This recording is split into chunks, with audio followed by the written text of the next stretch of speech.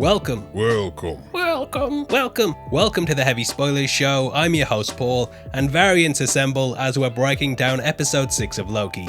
The season has now come to a close, but that doesn't mean that there isn't a lot to talk about, and our glorious purpose for this video is to go over the Easter eggs, things you missed, devil in the details, and ending to give our full thoughts on the first season. Now it's been a long week waiting to see who's inside the castle at the end of time, and our last episode ended with Loki and Sylvie heading out to reveal who was behind the curtain. Joined by classic Loki, they managed to enchant Goliath and open up the trans-dimensional being to step into Bowser's castle.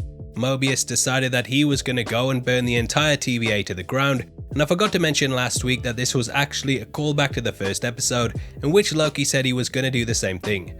That should have you pretty much caught up, and from here on out it's full spoilers ahead, so I suggest to make sure you're pruned if you don't want to have this ruined. Please click the thumbs up button if you enjoyed the video, and thank you so much for your support over the last 6 weeks. I love you 3000, and I hope you've enjoyed it as much as I have. Now let's get into Loki episode 6. Now we pick up with the Marvel Studios logo, and over the top are some distinctive sound effects from the MCU. This includes Tony Stark's repulsor blast, as well as several quotes from our characters over the airs. There's several in there such as "How about it Adsoff" and "I can do this all day." Now these are really important as these timeless moments in the MCU have of course made up the universe, and we cut to space to travel through hours. There's a ship here that flies by, but I couldn't quite make out what it was. However, if you can, then let me know below. Maybe it's the missing astronauts from WandaVision who are actually the Fantastic Four, or maybe I have the powers of Reed Richards, because that's a big reach. More like Reach Richards, eh? You having that? Now the episode itself is called For All Time Always, which is of course a moniker of the TVA. Over the logo there's also the song It's Been a Long Long Time by Harry James and Helen Forrest. This was played at the end of Avengers Endgame, and the wordplay of the title of course plays into time too.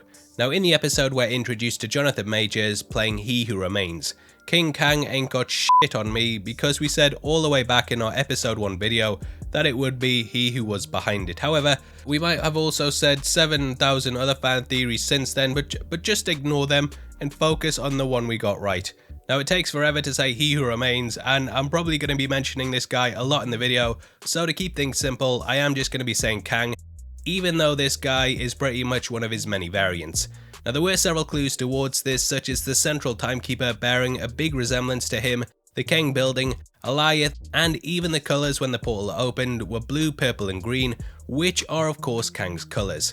Now from the universe we travel into the multiverse and get an almost wormhole effect which resembles the Bifrost slightly. This is of course used to travel from one place in space and time to another, and now we are seeing how it's expanded into a much greater universe. Now it's also a nod to 2001: A Space Odyssey, in which a character reached the monolith and then travelled through this weird dimensional portal in order to learn a higher knowledge, much like how the characters and audience do in this episode. Upon going inside they're greeted by Miss Minutes, and she says this is the Citadel, which might be a nod to Starlight Citadel from the comics, which is a location that exists in the outer world. However, it may also be a callback to Thor 245, which dealt with a temple at the end of time, but here the name has been changed up. Now the showrunner said that this is carved out of black stone because there were no other elements that existed this far into the future, and the cracks in the building very much foreshadow the cracks in the multiverse. Kang has been monitoring them and going under the name He Who Remains, which is the pseudonym that the last surviving TVA agent went under. Similar to what we see, he created the Timekeepers, but rather than being a malevolent force, he was actually a good person and even thought to be a very old Mobius M. Mobius. He Who Remains was another one of our theories, so I'm glad that they kind of combined it into this Kang reveal, as the villain has had several monikers over the years too. Miss Minutes offers them a Faustian deal here, in which they'll be able to rule over an entire timeline. Loki will be able to kill Thanos, and due to Kang's control over time, he can manipulate the events so that he can have whatever his heart desires. Sylvie can have the same thing, her dreams coming true, and they'll share a timeline together. However, they turn down the deal and decide to write their own destiny. Now recently, Sofia Di Martino talked about this element in an interview, and she said that the series as a whole is sort of asking whether we have free will and can escape our destiny. We've not only seen this in the TVA, who want to control what happens in the sacred timeline, but also the characters themselves. Loki is of course a villain that might be a good guy, but there's also the idea that he'll give into his much darker nature and that he doesn't really have a choice because he is who he is. This idea comes with the betrayal at the end, and we see that people are very much bound by who they are. Now cut back to Ravonna Renslayer being greeted by Miss Minute, who doesn't view time in a linear fashion, and instead she's able to jump back and forth between it. She's brought some info for Renslayer, who still looks longingly over the ring stains that Mobius left behind, showing she is grappling with what she's done so far. Back with Loki and Sylvie, the pair step further into the lair, and we see the 3 Timekeeper statues as well as a destroyed one on the floor. This very much juxtaposes the end of the episode, in which we see a statue of a Kang variant, and potentially he who remains destroyed this because he didn't want to be reminded of the face that would conquer everything. Kang is eating an apple, something that is used in the biblical sense to symbolize knowledge. It was of course the fruit that also tempted Adam and Eve, and Kang is very much a devil at points, tempting them with potential happiness and knowledge beyond what's happened before. Now I'm not doing any Devil Mephisto jokes, I swear. However, he does refer to himself as the devil, and shout out Simon A. Berman on Twitter for pointing out that Loki and Sylvie very much represent Adam and Eve. Eve was created from Adam much in the same way that Sylvie was created from Loki, and again it's like poetry, they rhyme. Now they could remain in this paradise ruling over everything, or be cast out into the unknown to fend for themselves, and that's very much the choice they're given. I love how he uses the Time Twister as a weapon to warp around, and it's one of the creepiest Marvel villain intros that we've ever had. Instead of the Time Twister though, yeah, maybe you should have just used pheromones and they wouldn't have been able to get close to you, eh? You having that? Go on, yeah, the dislike button's there, go on, press it, it's your destiny. Now this episode, and just the series in general, pulls heavily from the book Agent of Asgard. I know some of you hate when I go off into the comics behind the show, as you'd rather I focused on the episode, but time codes will be linked below if you want to skip ahead. However, I think it's worth going over as we can see where it lines up with the show, and how certain elements were pulled across whilst others were changed. Now that book followed a Loki who had been given a second chance after his death. Due to suffering years of defeat at the hands of the Avengers and Thor, Loki decided to go on a new path and become an agent of Asgard that would right the wrongs of the past. Firstly, he set out to get the sword of Sigurd, aka Gram, which may have been given a nod to in the show due to its ability to set on fire. He also encountered several versions of himself, namely King Loki, which was a possible timeline in which he was the true god of mischief, the evil one. Now he went through a lot of trials and tests, and in the end it was revealed that Loki was a puppet used to improve others. The All-Mother divulged that she was simply fooling him, as she didn't expect him to be anything more than a villain that was used to propel others to greatness.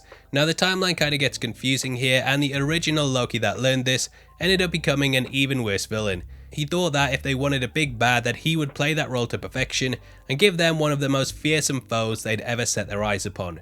He became old and twisted, and ended up travelling back in time to manipulate his younger self into facing more challenging trials so that they would improve him. Now when the whole plot with the All-Mother was revealed for the second time to the version that had been manipulated by Loki, he ended up turning against his destiny.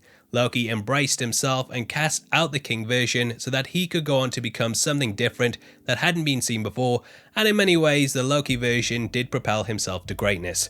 Now other allusions to that book beyond the personal growth is that the final issue did take place in what could be classified as the Void for Asgardia. Not Asgard, it's called Asgardia, but that's another story. Now what we see in this episode does carry a similar notion, as it exists at the end of time, much in the same way that that room existed outside of time and space. Now here we see this idea not only reflected in Loki, but also in Kang, who we discover used himself and his variants to improve on one another. However, it ended up with some wishing to rule over the others, and just all-out war in the multiverse.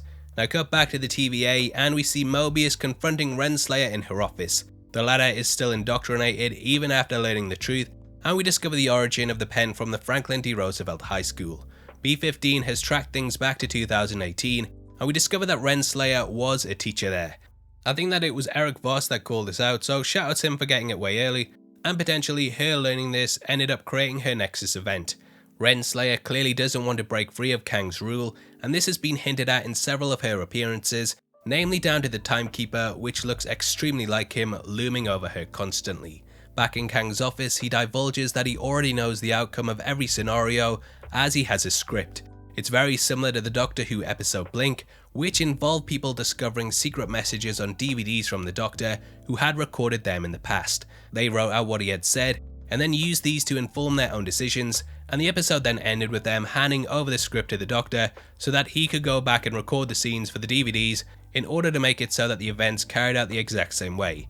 It basically makes He Who Remains unbeatable, as he already knows the outcome, but he says it's necessary they learn this in order to finish things the way that they're supposed to be. Free will, it seems, is all an illusion, and this idea is hammered home at Renslayer's office by her and Mobius, who debate back and forth between keeping things the same and changing them for the better. The pair duke it out, and Renslayer says that he's no danger to her, possibly because Miss Minutes filled her in on all the ins and outs of exactly what would happen. She leaves, and we don't know exactly where she's gone to, but it is possible that she's teamed up with Kang in an alternate universe. Renslayer was of course Kang's love interest in the comics, so that just makes a lot of sense, and potentially she's at the alternate TVA that we see at the end.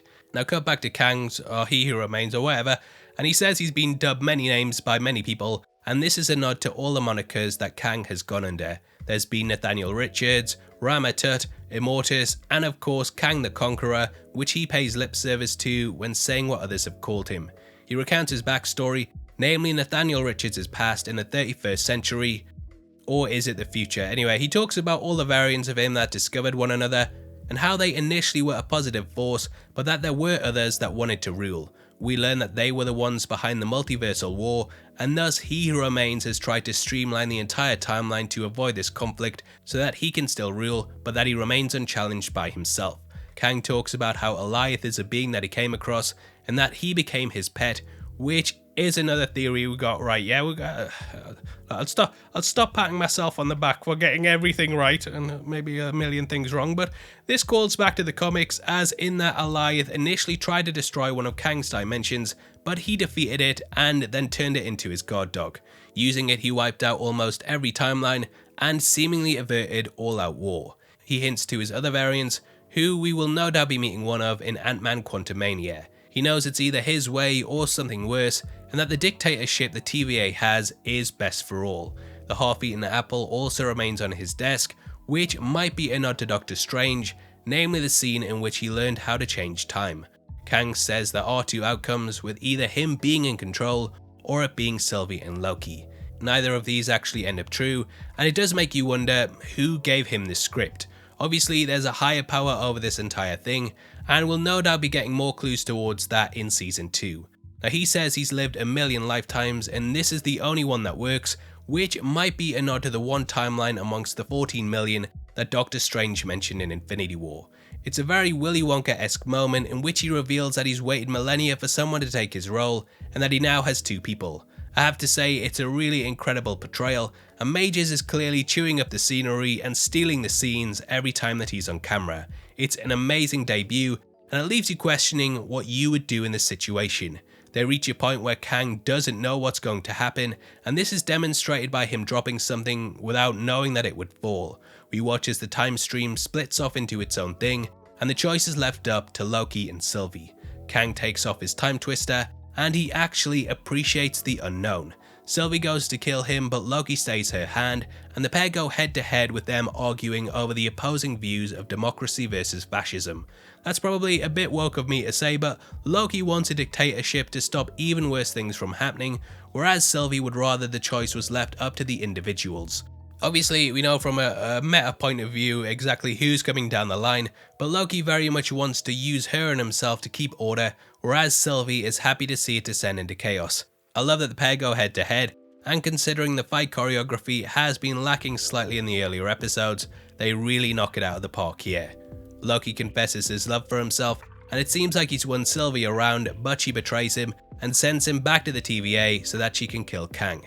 He says, "I'll see you soon," and gives her a wink because he now knows that the variant versions of him will rise up and come to destroy all. This very much could be setting up secret wars in the MCU, which, though featured Doctor Doom as the lead villain, may have Kang at the centre. That had a multiversal war in which timelines and variants battle for dominance, and I'm glad that we're going to be finally hearing about variants that aren't COVID related. Now I realised when rewatching last week's episode that we actually had a clue Sylvie would do this. When talking about her, Loki said she was different because she didn't want to take over the TVA, she wanted to take it down. Thus, Loki knew it was in his nature to make this choice and try to rule, whereas she would always be the one who wanted to destroy it. It completely fractures and destroys the entire timeline, and no doubt we will be getting several versions of the character popping up in the MCU, with Doctor Strange in the Multiverse of Madness, and No Way Home likely being the films that focus heavily on this. We end with all our attention on Loki, who finds Mobius and Hunter B-15, and he tells them that the timeline has been freed, and that several bad variants are coming. Mobius has no idea who he is, and we realise that he's now in an alternate version of the TVA in which Kang is the ruler. It's a chilling way to end the season, and we know that this version is likely preparing those inside the TVA for all-out war on the other versions of the timeline. The statue we see has the exact same uniform as Kang the Conqueror, and whereas He Who Remains was more in line with Immortus, we now know that this is the villain who's going to be ruling it all. Now we do know that our Mobius and Hunter B-15 are looking for Loki, so once the timeline fractures, I think they'll be able to jump about from universe to universe. They'll then track him down, and potentially Sylvie will realise her mistake when it all starts to crumble. I can see Loki actually fixing the timeline himself and taking over the TVA, and then streamlining it into one timeline whilst the MCU all goes to hell in the other films and shows. It's a great way to end the season, and in the post-credits scene we get it confirmed that we are getting season 2. I'll talk about this in just a bit, but firstly I want to go over where I'd rank this series amongst the rest. I've rewatched Falcon and the Winter Soldier alongside WandaVision, and I would probably rank this above the both of them, even though I wasn't all that enamoured by the third episode. WandaVision is probably in second place for me, and that's probably because I grew up watching a lot of the shows and sitcoms that it was parodying, and I felt the production values on not only the set, but even down to the theme tunes were all bang on. I just appreciated all the work that went into it, and also the core message of grief. It really worked for me, and rewatching it I did enjoy it without nitpicking every sentence and trying to find clues as to why Mephisto was behind it all, which, yes, I was wrong again. Now Falcon was a lot more of a straightforward story on the surface, but it dealt with themes like race as well as legacy, and I think that it's also an incredible sort of coming of age story. I don't know if coming of age is the right phrase, but basically Sam accepting that he has to become Captain America, whilst Bucky accepts his past and acknowledges what he must do to make things right. Let me know below what I should have said there, as I'm sorry it's very early. Now I'd still like to place Loki above all that, and I think it's been an amazing journey of self-discovery that has not only explored the ideas of the multiverse, but it's also presented them in a really fun way whilst showing someone so full of hate learning to love themselves. I had a lot of fun with it, and now we have season 2 confirmed, I thought I'd talk about some of the things that we already know about it. Nate Moore, a producer at Marvel, recently told IndieWire that Loki was dreamt up with the idea that it would lend itself to multiple seasons. Clark Gregg, who you will probably know as Agent Coulson, also let slip back in May to Variety that Hiddleston is working on 4 more episodes than were present in this entry. When talking with them, he said, "I'd be lying if I didn't say boy, that would really be interesting to start the experiment over.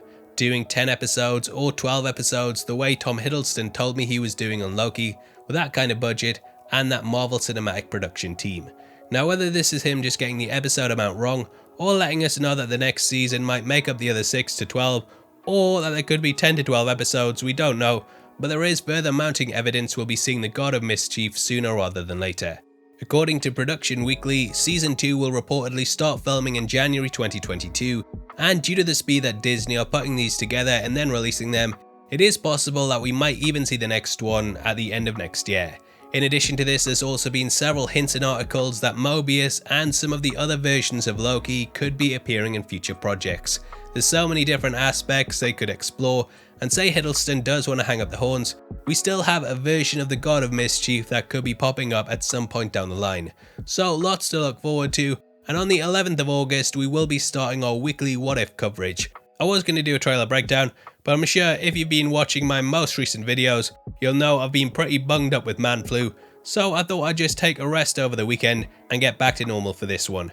However, we have got a lot of interesting aspects such as Killmonger saving Tony Stark, Thor vs Ultron, Captain Carter, What If T'Challa was picked up by Yondu, which will sadly be the last performance by the actor, and there's also What If Loki won in Thor, Marvel Zombies, and a lot more to sink your teeth into. Hey, so that's our Loki video, and I just want to give a huge thank you for choosing us today. I know there's so many amazing channels out there doing breakdowns such as New Rockstars, Screen Crush, Canadian Lad, Beyond Epic, Real Rejects, 3C Films, Superhero Nexus, Austin Burke, Zach Pope, Cosmic Wonder, Movie Files, Everything Always, Emergency Awesome, and a lot more that I'll definitely be kicking myself for forgetting. So shoutouts to them, and shoutouts yourself for coming back to support this channel. You're the best, and it means the world to me to see you every week, even if you disliked it. Which I know it was you, but I still appreciate the view. Now, as a thank you, we are running a competition at the end of the month to give away 3 copies of an MCU box set of the winner's choice. All you have to do to be on the chance of winning is like the video, make sure you subscribe with notifications on, and drop a comment below with your thoughts on the finale. We pick the comments at random at the end of the month, and the winners of the last one are on screen right now, so if that's you, then message me on Twitter at Heavy Spoilers. If you want something else to watch, then make sure you check out our breakdown of the Easter eggs in Black Widow, which will be linked on screen right now. We've gone over the full movie and uncovered some of the best details in it, so it's definitely worth checking out if you want something else after this. With that out of the way, thank you for sitting through the video. I've been Paul, and I'll see you next time. Take care. Peace.